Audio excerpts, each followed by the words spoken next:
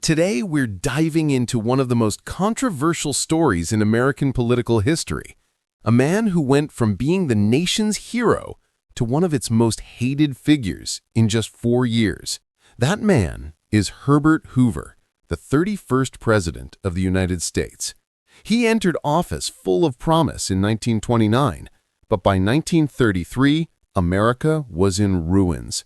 Banks were collapsing. Families were starving, and people were living in makeshift huts called Hoovervilles. So what really went wrong? Was Hoover unlucky, or truly one of the worst presidents in U.S. history? Let's rewind time to find out. Before he became a symbol of failure, Herbert Hoover was actually a success story. Born in 1874 in Iowa, orphaned at age 9, Hoover was the definition of a self-made man. He studied engineering at Stanford University, became a millionaire mining engineer, and built a reputation as a brilliant organizer. During World War I, he led massive food relief efforts for war-torn Europe. Newspapers called him the Great Humanitarian. By the 1920s, people saw him as a genius, a man who could fix anything. When he ran for president in 1928, Americans believed he'd make the country unstoppable. And at first, it looked like he would. The economy was booming, factories were humming, the stock market was soaring. America was dancing in the roaring 20s. But just months later, everything collapsed. October 1929, the stock market crash. Billions of dollars vanished overnight. Investors panicked, banks failed, people lost their savings, their jobs, and their homes. And there stood Herbert Hoover, the man everyone expected to save them. Now, here's the problem. Hoover wasn't heartless. He just believed in the wrong system for the moment. He followed what's called rugged individualism. He thought the government shouldn't directly give money to citizens. Instead, people and businesses should help each other voluntarily. But in a disaster as massive as the Great Depression, that idea simply didn't work. Factories shut down. Millions of Americans, especially farmers, were broke. Families went hungry. Hoover kept saying prosperity is just around the corner. But for most people, it felt like the corner never came. By 1931, unemployment hit record levels. Breadlines stretched for blocks. People built shanty towns from scrap metal and cardboard, and they sarcastically called them Hoovervilles. Even makeshift newspapers used to keep warm were called Hoover blankets. You see, it wasn't just an economic crisis, it was a crisis of hope. People felt betrayed by a leader who didn't seem to understand their pain. Hoover genuinely believed he was helping by protecting business and encouraging stability, but to ordinary Americans, he looked cold and disconnected. When farmers couldn't sell their crops, they burned their own produce rather than sell it for pennies. Meanwhile, in cities, kids were starving.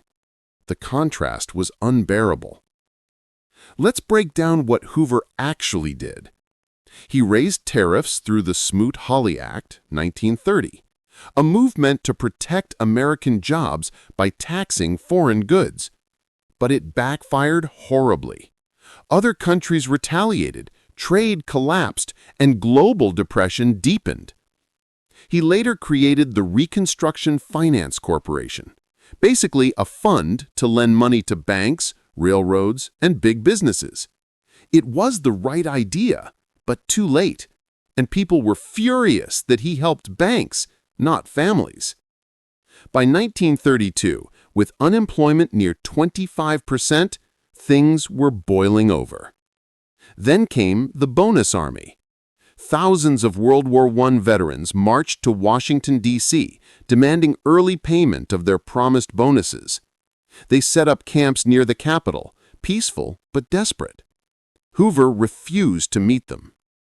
Eventually, he ordered the army, led by General Douglas MacArthur, to clear them out. Soldiers used tear gas and burned the veterans' camps to the ground. The nation watched in horror. The same government they had fought for was now attacking them.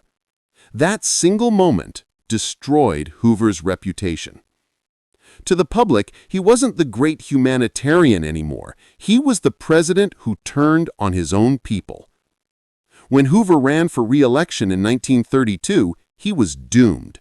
His opponent, Franklin D. Roosevelt, promised a New Deal for the American people. While Hoover spoke about patience and stability, FDR spoke about action and hope. In November 1932, Americans made their choice. Hoover lost in a landslide, one of the biggest defeats in U.S. history. After leaving office, Hoover became a recluse for years, deeply bitter about how history treated him. But later, under Presidents Truman and Eisenhower, he regained some respect, helping with post-World War II recovery efforts. Still, the shadow of the Great Depression never left him. No matter what he did afterward, the name Hoover would always remind Americans of hunger, poverty, and despair. So, was Herbert Hoover really the worst president? Some historians say he was just a man trapped by his beliefs, too rigid to adapt when the world changed overnight. He wasn't corrupt, cruel, or lazy. He was simply overwhelmed by the greatest economic collapse in modern history.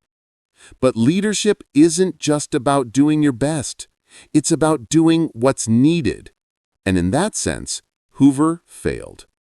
His presidency became a textbook example of what happens when ideology blocks compassion, when pride stops you from listening to the people you serve.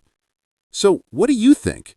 Was Herbert Hoover a victim of circumstance, or truly one of America's worst presidents? Drop your thoughts in the comments. And if you enjoyed this deep dive into history, don't forget to like, subscribe, and share. Because next week, we're exploring another fascinating figure, one who saved America right after Hoover, Franklin D. Roosevelt. See you in the next video.